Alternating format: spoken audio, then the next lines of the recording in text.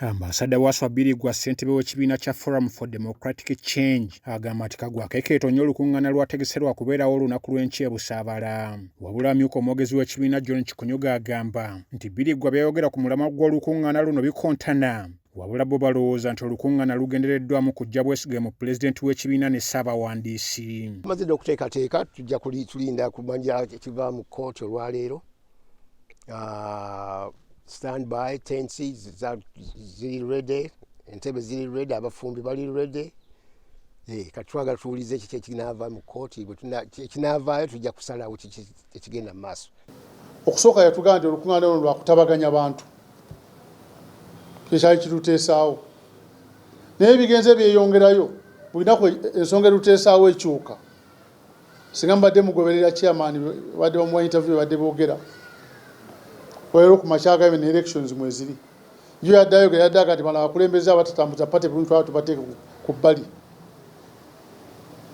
Nange mwendi gye buvuddeko wabalokawo okukubagana empawa ku ngeri ekibiina gye kiddukanyamu emirimu kosa n'enjuyi ez'enjawulo buli lumu okusonga mu lunnaalwo ennwe ekyaviirako obutakwatagana n'okweyogerera ebisongovu. Embeera yayongera okusajjuka olwa pulezidenti w'ekibiina Engineer Patrick Amuriat Oboyi ne ssentebe w'ekibiina Ambassador wa Birigwa okulemerera okukkanya ku nsonga ezitali zimu nga n'ey'okutuuza ttabamiruka w'ekibiina kw'ogitadde.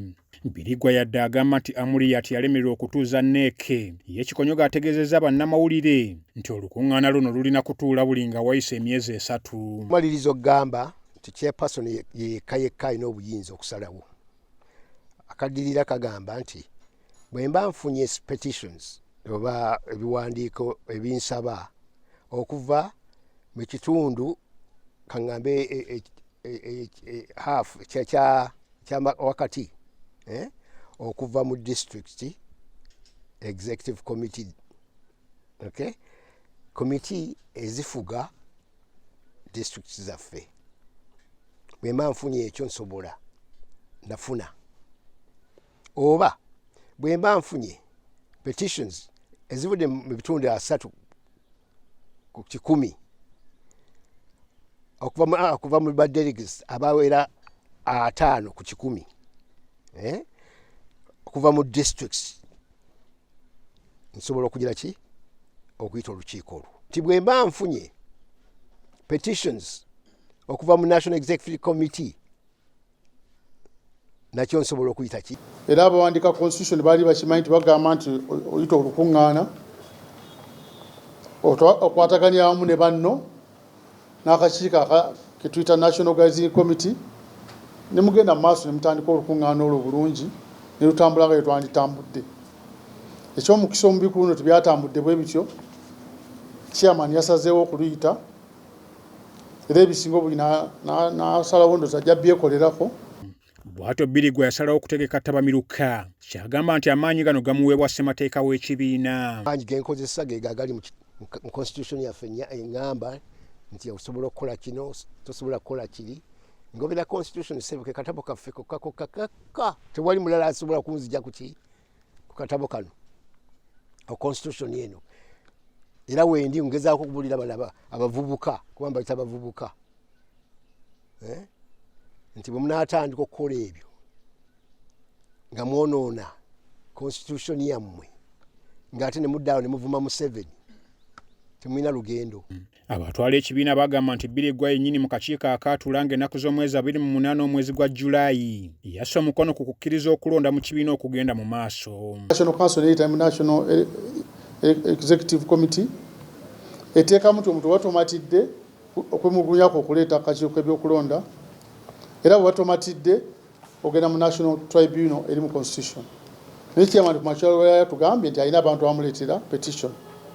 Ate nga chairman y'omu oba mwami Birigwa musaasira musajja wattu. Chairman y'omu yatuuza olukiiko wano n'ayisa resolution zengenda okuba mwenna olwaleero n'agamba nti okulonda kwonna kutambudde bulungi era abatannaba kulonda bagenda kukola ki kugenda balonde. Wadde nga poliisi ng'eyita mu bbaluwa gye yawandiikira Birigwa ng'etegeeza nga bwe yali ejjenta mu kubawa obukumi ku ttabamiruka ono. Birigwa ategeezezza nga kino bwe kitamuyigula ttama. Genda ne tusisinka twawandiikira poliisi ne tusaba na appointment okusisinkana abakulu naliko ne tugenda ne twogera bulungi nnyo ne tubanyonnyola kiki tugezaako okukola ne batukkiriza. Naku lumi bbiri tugenda okuwulira nti ate poliisi egizeeki eyogedde ku lukungana lwaffe ne tugezaako okufuna ebbaluwa ne tugifuna ebbaluwa ng'etugamba bo tebajja kutuwaaki olw'okuba nti kirabika tusika omuguwa mu pate. Era gye tubadde n'ensi emanyi kati mumuga mubadde mutukuuma mutya nti nja kwewuunya okubalaba nti mugenda kutukuuma ku luno naye nga bwe mugaanyi si nsonga tujja kwekuuma engeri gye tubadde twekuuma. Ssentebe wa FDC omu n'ategeeza ng'abantu abasoba mu 1000 bwe basuubira okwetaba mu ttabamiruko ono nga n'ababeera ewala batandise dda eŋŋendo. Nze Ivan Juko ne Nafuka Farida wano e Busaabala.